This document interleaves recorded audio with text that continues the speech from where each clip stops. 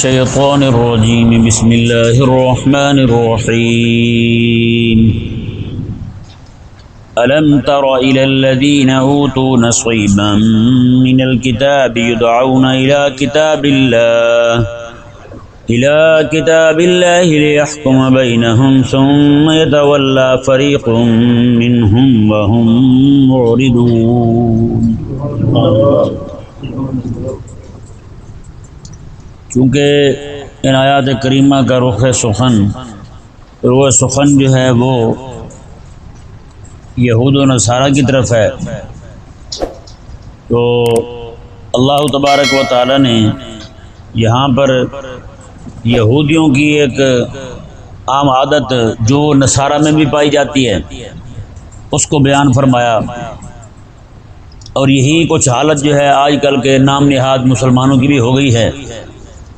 اللہ تعالیٰ نے ارشاد فرمایا الم تر الی الذین اوتوا نصیبا من الکتاب، میں حبیب پیارے آپ نے دیکھا نہیں ہے ان لوگوں کی طرف جنہیں کچھ کتاب دی گئی ہے، یدعون الی کتاب اللہ، جب انہیں بلایا جاتا ہے اللہ کی کتاب کی طرف آؤ، لیحکم بینہم، تاکہ اللہ کی کتاب ان کے درمیان فیصلہ کر دے، ثم یتولی فریق منہم وہم معرضون، پھر ان میں سے ایک گروہ جو ہے وہ اللہ کی کتاب سے ہی منہ پھیر لیتا ہے، وہم معرضون، اللہ تعالی نے فرمایا وہ ہیں ہی منہ پھیرنے والے۔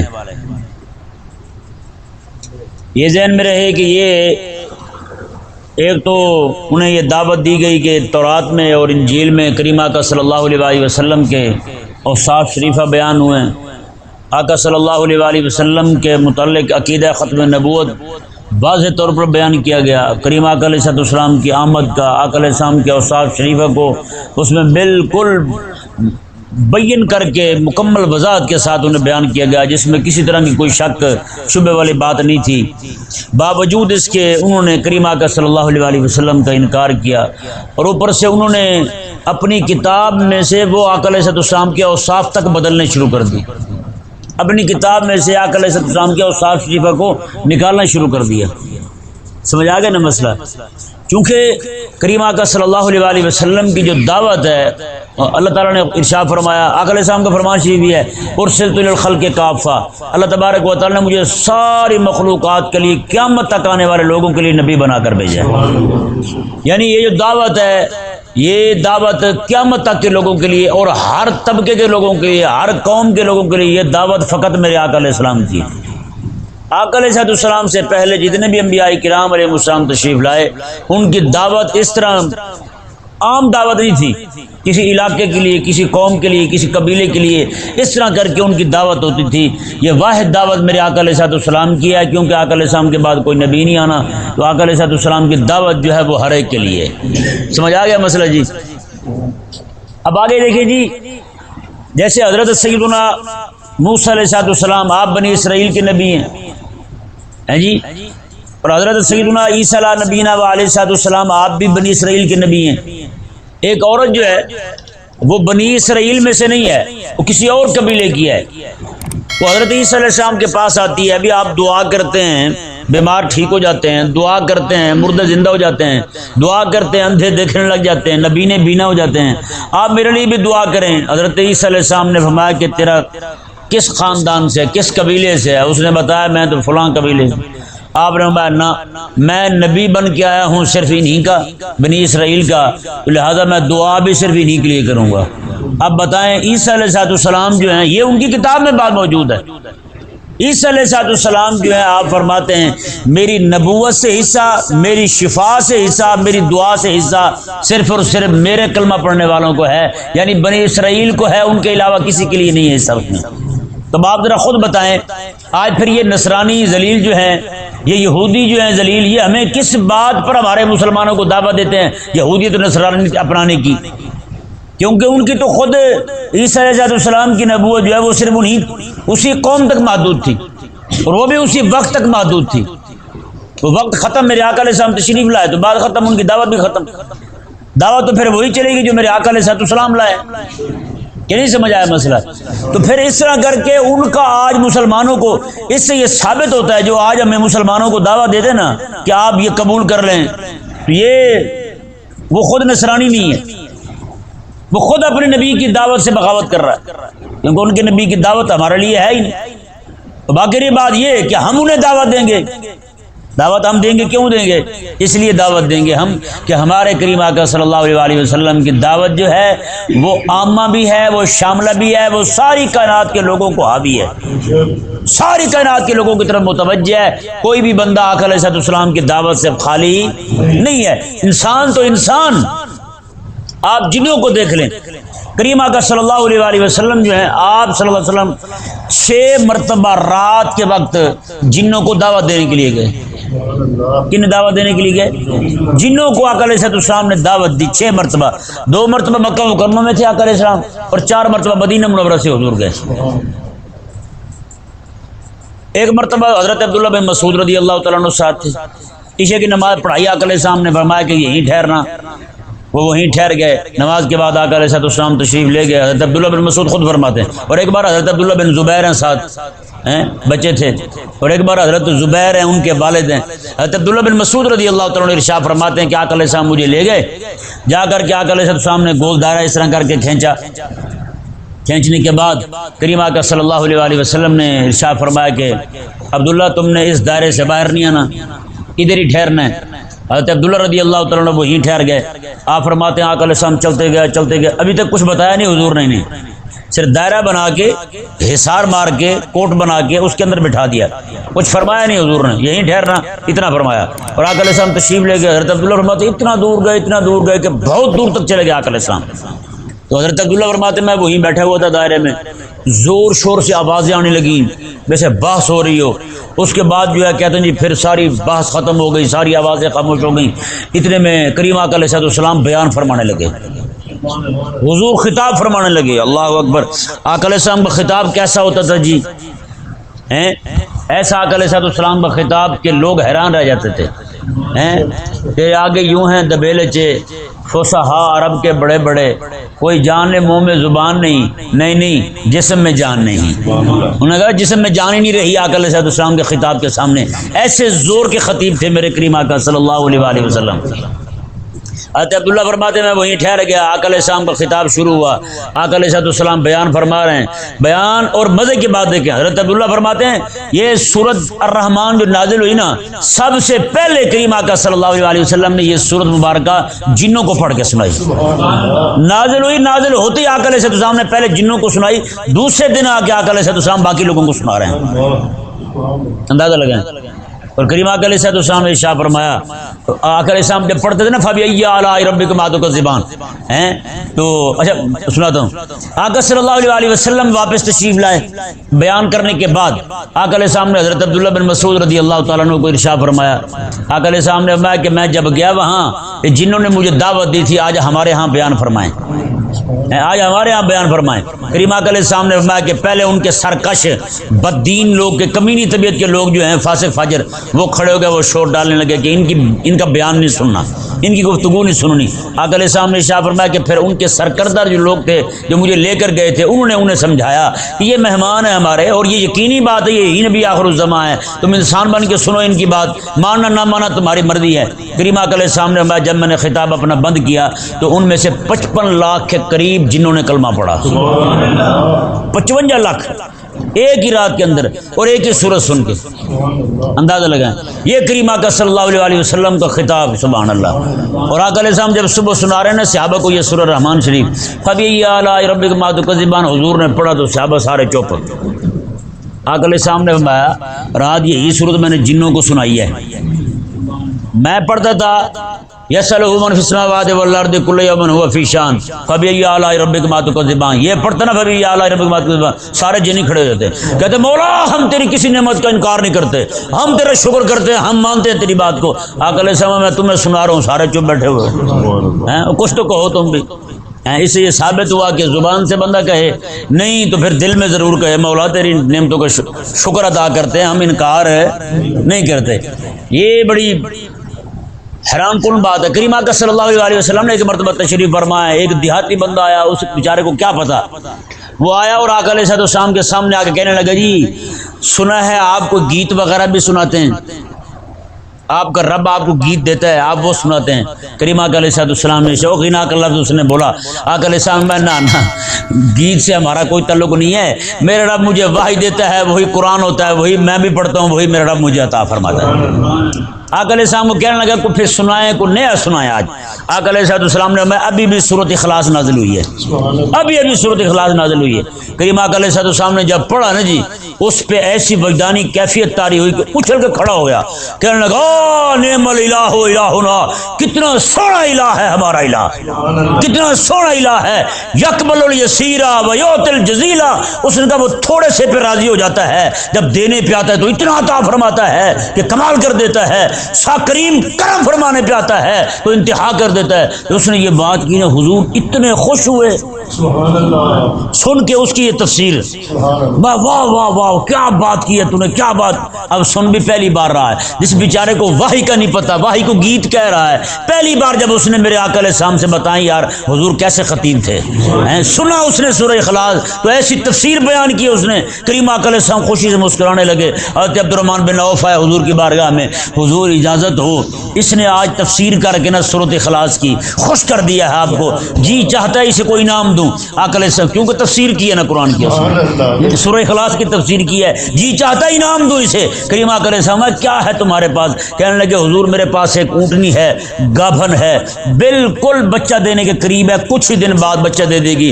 حضور اجازت عطا فرمایا۔ آقا علیہ السلام نے جا، حضرت عبد الرحمن گئے، لے کے آئے نا آقا علیہ السلام کے پاس۔ آقا علیہ السلام عبد الرحمن ابھی جبریل آئے ہیں میرے پاس، انہوں نے آ کے مجھے بتایا ہے میرے اللہ نے 87,000 اونٹنیاں جنت کی فرشتوں کو حکم دیا ہے کہ انہیں بالکل جنت کے زیورات پہنا کے سجا دیں۔ عبد الرحمن بن عوف نے قرآن کی تفسیر کرنے والے کو انعام میں اونٹنی دی۔ اندازہ لگائیں مدعے کے بعد باقی صحابہ کرام علیہ رضوان نے جب دیکھا نا اس طرح حضرت عبد الرحمن بن عوف رضی اللہ تعالیٰ عنہ آپ اونٹنی دے رہے ہیں، وہ بھی سارے گھر گئے۔ قسم خدا کی، راوی فرماتے ہیں آقا علیہ السلام کا وہ غلام دیہاتی سورہ اخلاص کی تفسیر کرنے والا جیسے باہر نکلتا ہے نا، 1000 اونٹنیاں حضور کے صحابہ نے اسے دے دی، 1000 اونٹنیاں لے کے وہاں سے جا رہا ہے۔ کیا کہا نعم الہ الہنا، مزہ آ گیا، اس کی عبارت دیکھیں یار کیا چاشنی ہے، اس نے کہا نعم الہ، کتنا سونا ہے ہمارا الہ، کتنا پیارا ہے ہمارا الہ۔ بتائیں یار جس بندے کے ذہن میں یہ جملہ ہی بیٹھ جائے نعم الہ الہنا، میں کہ یقبل الیسیر و یعطی الجزیل، میں کہ ہمارا الہ کتنا سونا ہے، کتنا پیارا ہے، کتنا کریم ہے، کتنا جناب وہ لجوں کو پالنے والا ہے ہمارا الہ۔ تو بتائیں یار وہ کبھی ان لفظوں کے بعد کسی اور کے سامنے جھک سکتا ہے؟ یہی تفسیر جو دیہاتی نے حضور کے سامنے کھڑے ہو گئے 2 جملے ہی بولے تھے اس نے یار، 2 جملے ہیں، 3 جملے بنتے ہیں، اور کتنے تھے کہ اتنا کریم آقا علیہ السلام راضی ہوئے۔ صحابہ کرام نے کہا واہ واہ واہ، اس نے ایسا کلام کیا کہ ہمارے کریم آقا علیہ السلام کو خوش کر دیا ہے۔ یہ بتائیں تو پیارے اور محترم بھائیو، یہ دعوت جو ہے نا کائنات کے لوگوں کے لیے، تمام کے لیے، جنوں کے لیے، انسانوں کے لیے، سب کے لیے دعوت، یہ واحد دعوت میرے آقا علیہ السلام کی دعوت، جس دعوت کو پہنچانے میں، جس دعوت کو لوگوں تک پہنچانے میں آج ہم سستی برتے بیٹھے ہیں۔ لوگوں کو جا کر ہم یہ کہتے نہیں ہیں کہ تم کلمہ پڑھ لو، شرک کو ترک کر دو، تم شرک کو چھوڑ دو، کفر کو چھوڑ دو، کسی کو بھی نہیں کہتے ہم، ہمت نہیں پڑتی ہمیں۔ ہماری ہمت جو ہے نا وہ ساری کی ساری ہمت وہ کہیں اور صرف ہو رہی ہے، جہاں صرف ہونی چاہیے تھی، جہاں ہمیں اپنا زور لگانا چاہیے تھا میرے آقا علیہ السلام کی دعوت کے لیے، اس کے لیے ہمارے پاس کوئی وقت نہیں ہے۔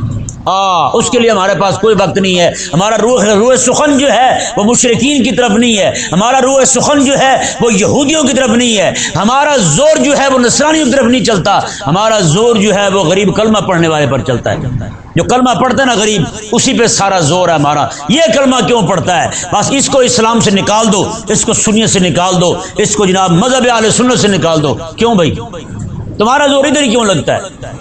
ادھر ہی کیوں زور چلتا ہے تمہارا؟ بدماش ہو تم، دین کے ٹھیکیدار تم ہو، دین کا قلم جو ہے آج تمہارے پاس آ گیا ہے، کیا سبب بنا کہ تم اس طرح کرتے پھرتے ہو؟ نعوذ باللہ من ذالک، ان ذلیلوں سے ہونے والا کچھ بھی نہیں۔ یہ صرف ایسے ہی داخلے کے اور خارجے کے رجسٹر اٹھائے پھرتے ہیں، فلاں سنیت سے نکل گیا تو فلاں نکل گیا، فلاں نکل گیا تو فلاں نکل گیا، اور بچا کون ہے؟ سارے نکل گئے تو پیچھے کیا بچا ہے؟ تمہارے جیسے چند لپاڑے جن کے پاس سوائے جن کے نام اعمال میں سوائے چند جلسوں کے اور 2-3 واٹس ایپ گروپوں کے اور کچھ ہے ہی نہیں۔ تمہارے پاس ہے کیا؟ کافروں کو جو کھڑے ہو کے بتاؤ تم ہم نے کیا کیا ہے، تو کیا بتاؤ گے؟ 2-3 گروپ چلاتے ہو، فساد پھیلاتے ہو، مسلمانوں کو علماء سے بدظن کرتے ہو، بدگمان کرتے ہو، یہی بتاؤ گے بس، اور کچھ بھی نہیں ہے تمہارے نامہ اعمال میں۔ ایسے بددین لوگ ہیں، شرم آنی چاہیے ایسے لوگوں کو۔ خدا تبارک و تعالیٰ انہیں ہدایت عطا فرمائے۔ خود اپنا بھی بیڑا غرق کر رہے ہیں اور لوگوں کو بھی برباد کر رہے ہیں، لوگوں کو بھی دین سے دور کر رہے ہیں، دین کی دعوت سے دور کر رہے ہیں۔ یہ اسلام جو ایک آفاقی پیغام لے کر آئے، اس کا پیغام کسی خاص قوم تک محدود نہیں ہے، اس کا پیغام جو ہے قرآن کا، میرے آقا علیہ السلام کا دعوت کا جو پیغام ہے، یہ پوری کائنات کے لوگوں کے لیے۔ یہی وجہ ہے رب تبارک و تعالیٰ نے فرمایا کہ جب انہیں دعوت دی جاتی ہے کہ آؤ اس قرآن کی طرف، آؤ حبیب رحمان کی طرف، تو آگے سے کیا کرتے ہیں؟ فرمایا کہ یتولا فریقم، ان میں سے ایک گروہ جو ہے وہ منہ پھیر لیتا ہے۔ آگے یہاں تو یہ فرمایا کہ یتولا فریقم، خاص اس واقعے کے حوالے سے انہوں نے منہ پھیر لیا ہے۔ آگے فرمایا وہم موردون، میں یہ کوئی ایک بار منہ نہیں پھیرا، ہمیشہ ان کی طبیعت بن گئی ہے، جب بھی دین کی بات کریں گے یہ منہ پھیر جائیں گے، جب بھی حق کی بات کریں گے منہ پھر جائیں گے۔ بتائیں بھائی، یہی حشر کیا آج کے لوگوں نے، دین حق کی دعوت کو دبانے پہ تلے ہوئے ہیں، قرآن کی دعوت کو دبانے پہ تلے ہوئے ہیں۔ قرآن کی دعوت، بتائیں یار قرآن کی دعوت سے بڑھ کر کس کی دعوت ہے؟ نہیں جی فلاں کی دعوت کے خلاف ہے، فلاں کی دعوت کے خلاف ہے۔ بھائی رب کے قرآن، باقی دعوتوں کو دیکھا جائے گا، قرآن کے مطابق کون سی دعوت ہے اسے لیا جائے گا، نہ کہ تم باقی دعوتوں کو دیکھ کر قرآن کو ناپو گے کہ قرآن ان کی دعوت کے مطابق بیٹھتا ہے تو لے لو، نہیں تو چھوڑ دو۔ یہ کہاں سے نکالا تم نے؟ سب سے پہلی دعوت رب تبارک و تعالیٰ کی وہ قرآن ہے جو حبیب کریم علیہ السلام لے کر آئے ہیں۔ تو پیارے اور محترم بھائیو، یہودیوں نے بھی منہ پھیرا اس دعوت سے، نصرانیوں نے بھی منہ پھیرا۔ اللہ تبارک و تعالیٰ نے آگے وجہ بیان کی کہ سبب کیا پیش آیا، آخر کیوں انہوں نے رب کے دین سے منہ پھیرا۔ یہودیوں کو تورات دکھائی، یہ دیکھو نبی آخر الزمان کے اوصاف ہیں، منہ پھیر گئے۔ نصرانیوں کو ان کی انجیل دکھائی، یہ دیکھو نبی علیہ السلام کے اوصاف موجود ہیں، وہ منہ پھیر گئے۔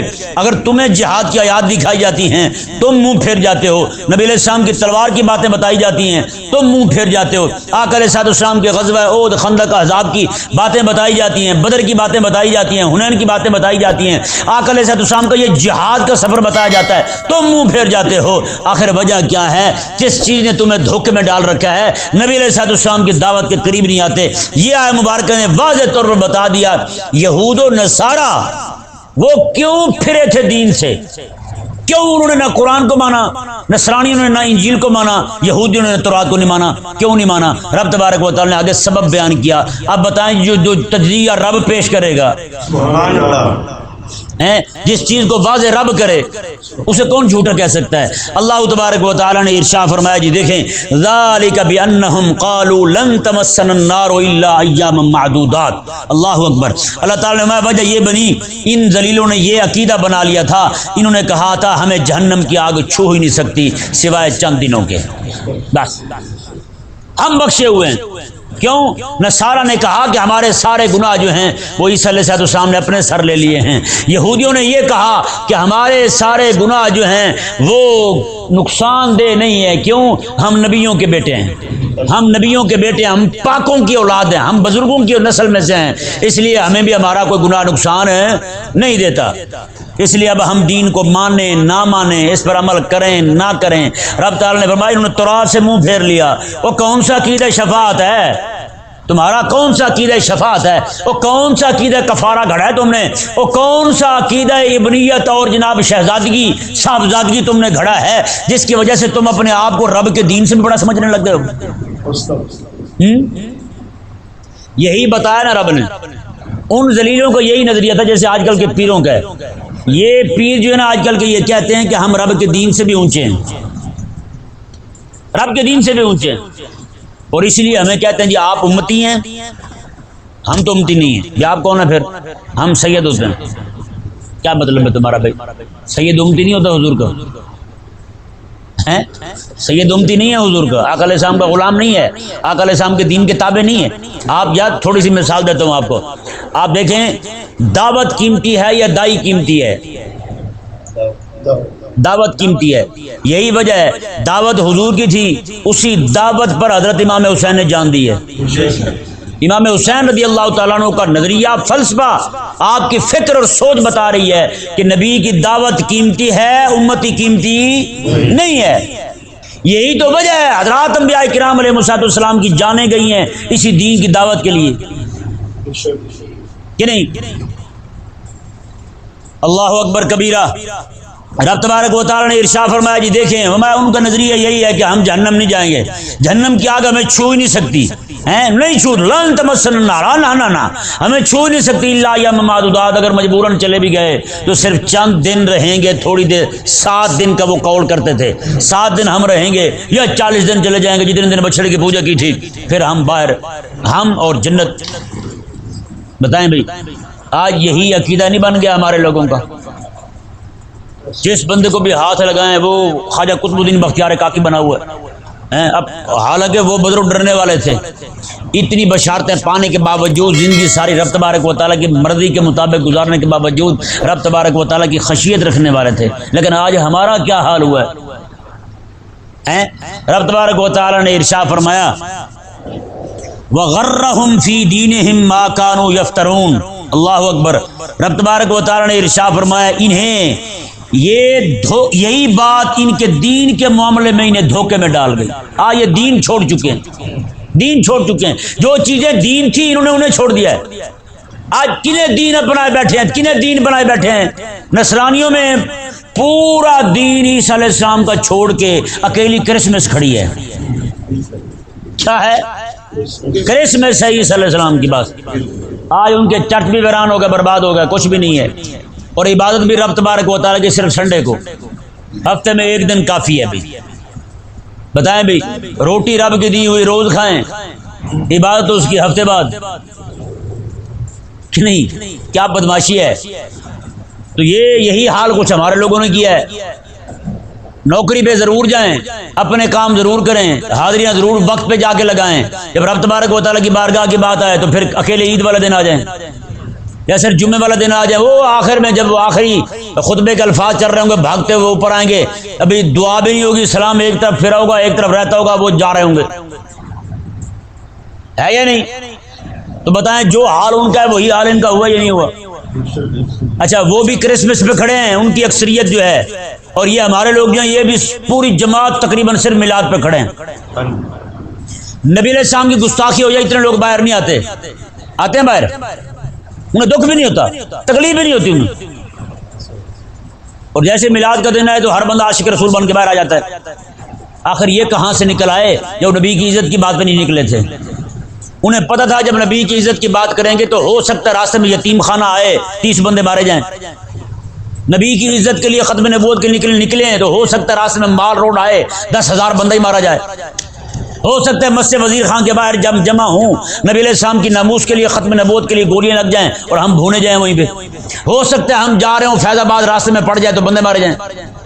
یہاں تو انہیں پتہ ہوتا ہے بھی عورتیں کھڑی ہو کے لڑکیاں نوجوان بے پردہ ہو کے ہم پر جوس پھینک رہی ہوں گی، یہاں تو مزے آ رہے ہوتے ہیں انہیں، یہاں سارے گھر سے باہر نکل آتے ہیں، نبی کی آمد جشن مناؤ، نبی کے دین کی دعوت کی کوئی اہمیت نہیں ہے تمہارے نزدیک یار۔ وغرہم فی دینہم ما کانوا یفترون۔ رب اللہ اکبر، یہ آپ الفاظ دیکھیں کیا فرمایا رب تعالیٰ نے، فرمایا کہ انہیں اس بات نے دین کے معاملے میں دھوکے میں ڈال دیا ہے۔ ما کانوا یفترون، کس چیز نے؟ وہ جو چیزیں خود گھڑتے پھرتے ہیں، خود ان کی گھڑی ہوئی چیزیں۔ آج لوگوں کے یہ ذہن بن چکے ہیں مجھے فلاں بزرگ بخشوا لے گا بس، میرا پیر بخشوا لے گا بس۔ اب پھر کیا ہے؟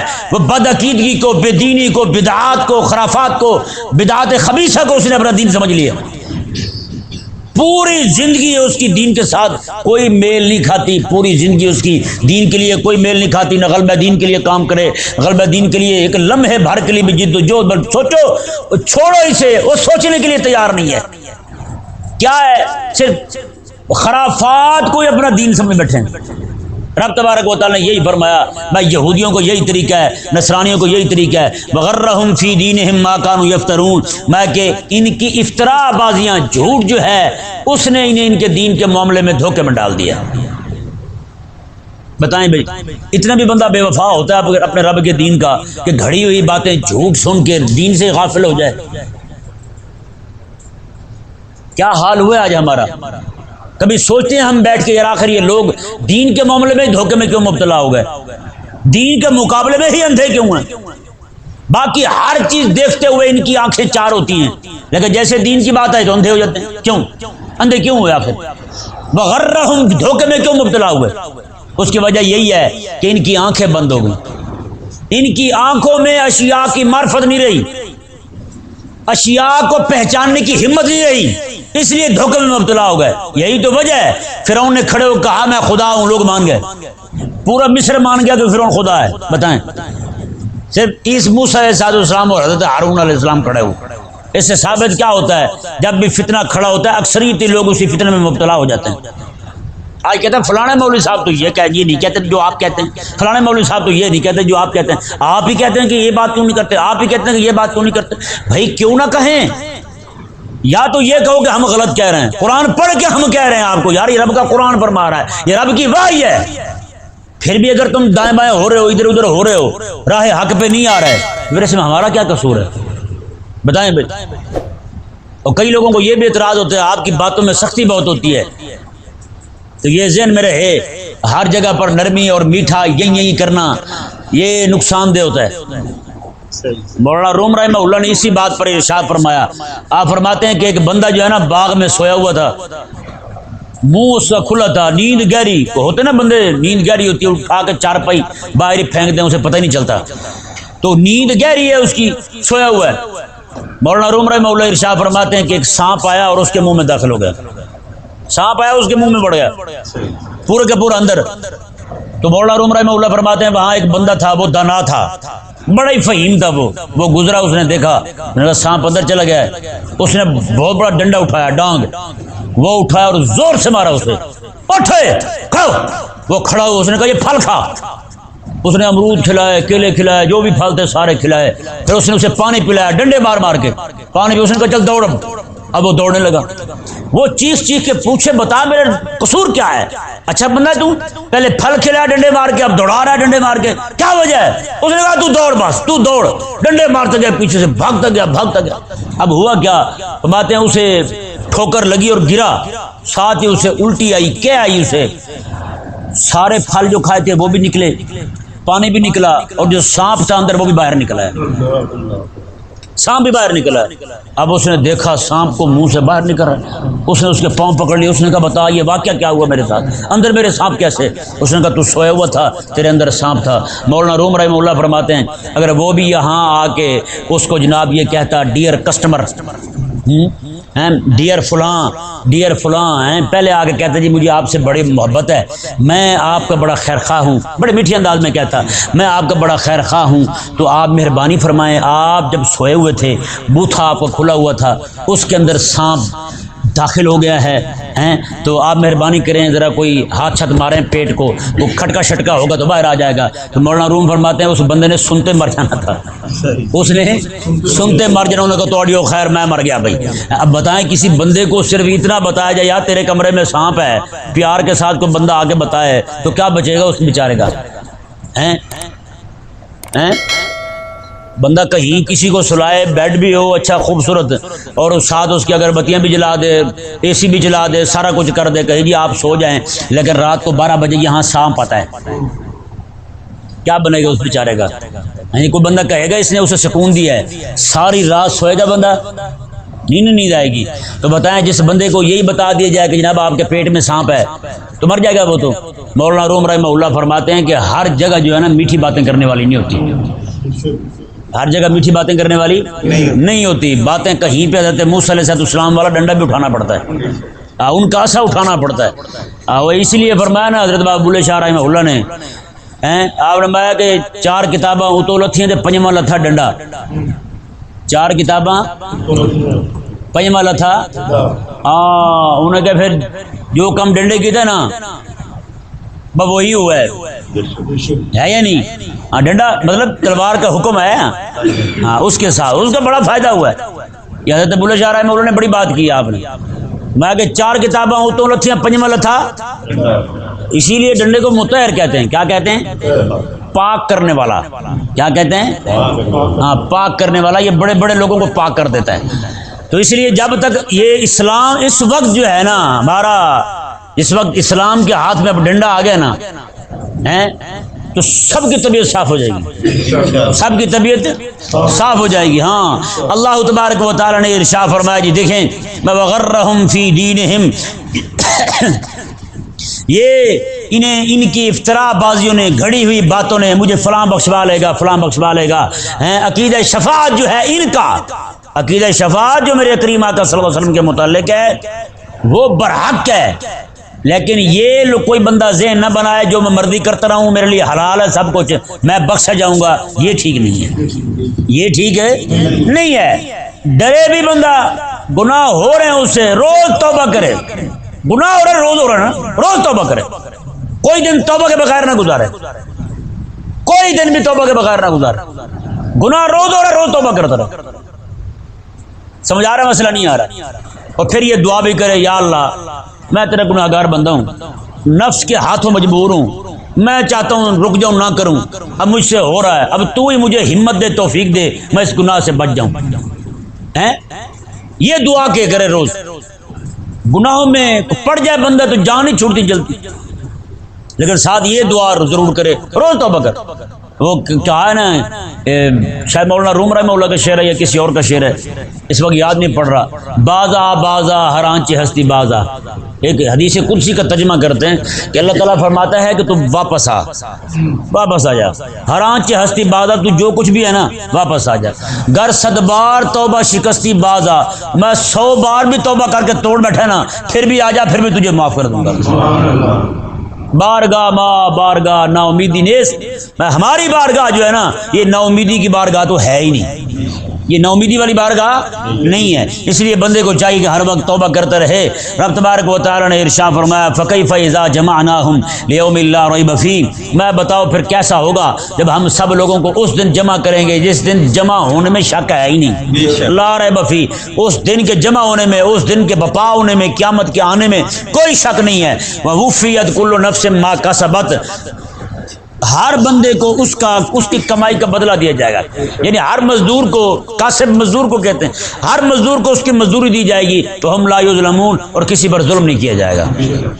آج جنہوں نے دین کو چھوڑ کر خرافات کو، افتراءات کو دین سمجھ لیا ہے، یہودیوں نے، نصرانیوں نے، نام نہاد مسلمانوں نے، رب تبارک و تعالی نے فرمایا کہ ان سب کو قیامت والے دن پتہ چل جائے گا کہ دین پر عمل کرنا کیا تھا، دین کی دعوت کیا تھی، اور جس چیز کی دعوت تم دیتے رہتے وہ کیا تھا۔